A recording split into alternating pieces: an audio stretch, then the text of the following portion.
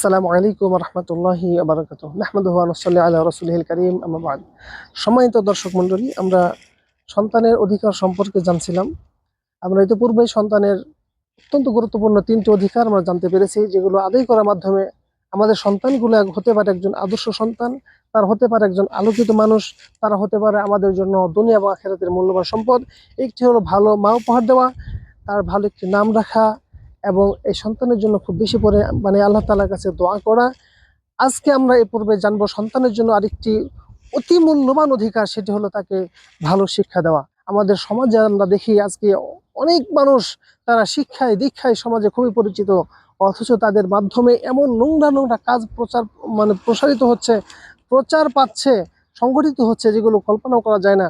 সুতরাং আপনার আমার সন্তানকে যে শিক্ষাটি দিতে হবে, সেই শিক্ষার ব্যাপারে মহান আল্লাহ রাব্বুল আলামিন আমাদেরকে জানিয়ে দিয়েছেন। আল্লাহ সুবহানাহু ওয়া তাআলা রাসূলুল্লাহ সাল্লাল্লাহু আলাইহি ওয়াসাল্লামের উপর সর্বপ্রথম যে বাণী নাজিল করেছিলেন, ইকরা বিসমি রাব্বিকাল্লাযী খালাক, খালাকাল ইনসানা মিন আলাক, এইভাবে তিনি প্রথম যে আয়াতগুলো বললেন, এখানে সর্বপ্রথম তিনি পড়ার কথা বললেন এবং পড়ার মাঝে তিনি সর্বপ্রথম যে কথা বলেছেন, যে বিষয়টা আমরা পড়বো, সেটা আল্লাহ সুবহানাহু ওয়া তাআলা সম্পর্কে।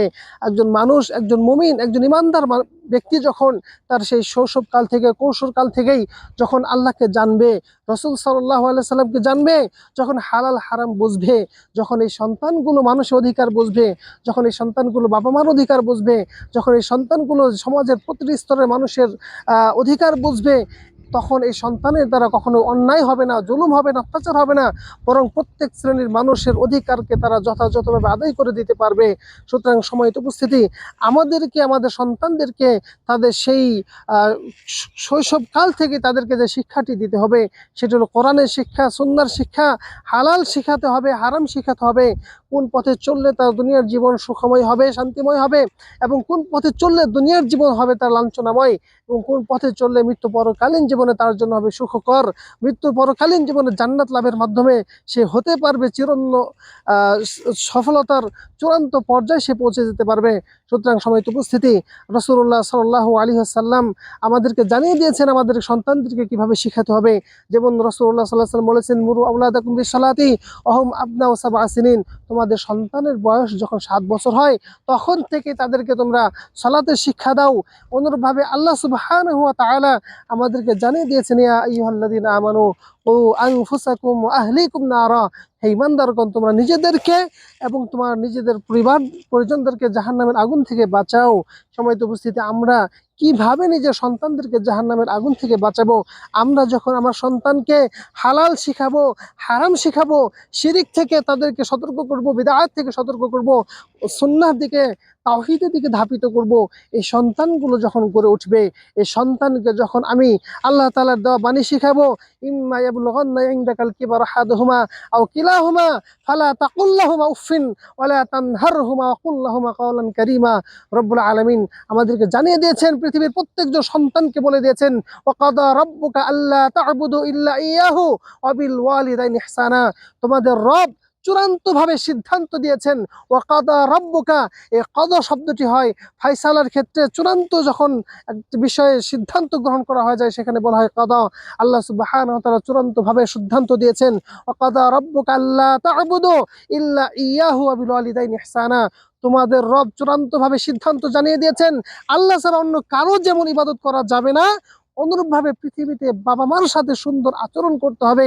এরপর আল্লাহ সুবহানাহু ওয়া তাআলা অনেক বড় কথা বলেছেন, ইম্মা ইয়াবলুগান্না ইনদাকাল কিবারা আহাদুহুমা, যখন তোমাদের বাবা মা অথবা বাবা অথবা মা তোমার কাছে থাকবে, তারা বৃদ্ধ বয়সে উপনীত হবে, তখন তাদের সাথে কোমল আচরণ করো, নরম কথা বলো, তোমাদের বিনয়ের ডানা তাদের জন্য বিছিয়ে দাও, এবং তোমার ব্যবহারের মাধ্যমে, তোমার কথার মাধ্যমে এমন বিরক্তি বা এমন ব্যবহার যেন তারা না পায়, যে ব্যবহারে বিরক্ত হয়ে তারা উফ শব্দটি করতে পারে। সময়ত উপস্থিতি, আজকে আমরা যদি আমাদের সমাজের দিকে তাকাই, ইদানিং যে সংবাদগুলো খুব বেশি আমাদেরকে ব্যথিত করে, সেই সংবাদগুলো খুব বেশি আমাদেরকে লাঞ্ছিত করে, সে বিষয়টি হলো বিভিন্ন জায়গায় সন্তান কর্তৃক বাবা মাকে নানানভাবে নির্যাতন করা হচ্ছে।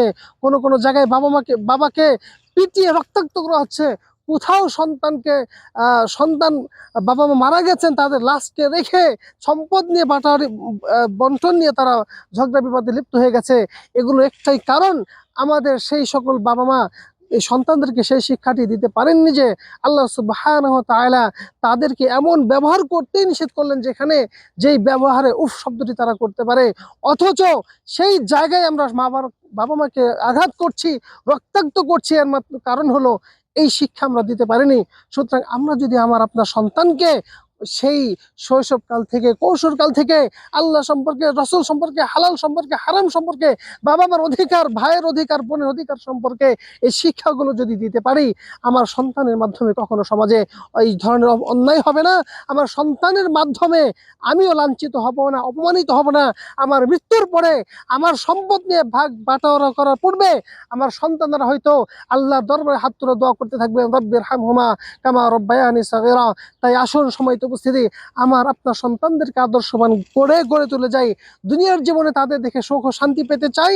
দুনিয়ার জীবনটা যদি তাদের মাধ্যমে আলোকিত হয়, পরকালীন জীবনে যদি আমরা সুখ চাই, জান্নাত চাই, তাদের দোয়ার মাধ্যমে কবরে আমাদের সম্মান বৃদ্ধি হতে চাই, তাহলে অবশ্যই আমার আপনার সন্তানদেরকে দুনিয়ার সকল শিক্ষার পূর্বে তাওহীদের শিক্ষা, কোরআনের শিক্ষা, সুন্নাহর শিক্ষা, বাবা মার অধিকার সম্পর্কে শিক্ষা, ভাই বোন অধিকার সম্পর্কে শিক্ষা, সমাজের প্রতিটি মানুষের অধিকার সম্পর্কে শিক্ষা দিয়ে তাদেরকে একজন আলোকিত মানুষ করে তুলে যাই। তাহলে আমার সন্তান যখন হালাল শিখবে, হারাম শিখবে, আল্লাহ তাআলাকে জানবে, রাসূল সাল্লাল্লাহু আলাইহি ওয়াসাল্লামের আদর্শ জানবে, আমার আপনার এই সন্তানের দ্বারা সমাজে ঘটে যাওয়া কোনো ধরনের অন্যায় হবে না। আমার আপনার সন্তান যখন ডাক্তার হবে সে কসাই হবে না। আপনার সন্তান যখন একজন ইঞ্জিনিয়ার হবে তখন সে ডাকাতি করবে না, চুরি বাটপারি করে মানুষের সম্পত্তি সে দখল করবে না। কারণ তার অধিকার জানা আছে, কার অধিকার কি দিতে হবে, কার অধিকার মেরে খেলে আমাকে দুনিয়া এবং আখিরাতে আল্লাহ তাআলার কাছে জবাবদিহি করতে হবে। সুতরাং সময়তে উপস্থিত আসুন, আমরা আমাদের সন্তানদেরকে কলিজার টুকরা এই নিয়ামতগুলোকে কোরআন শিখিয়ে, সুন্নাহ শিখিয়ে, প্রকৃত ওহীর জ্ঞান শিখিয়ে পৃথিবীতে রেখে যাই। তারা আমাদের মৃত্যুর পরে আমাদের মূল্যবান সম্পদ হিসেবে গড়ে উঠবে, পৃথিবীতে থেকে যাবে। আল্লাহ সুবহানাহু ওয়া তাআলা আমাদের সকলকে সেই তৌফিক দান করুন। আমিন। ওয়া আখিরু দাওয়ানা আলহামদুলিল্লাহি রাব্বিল আলামিন।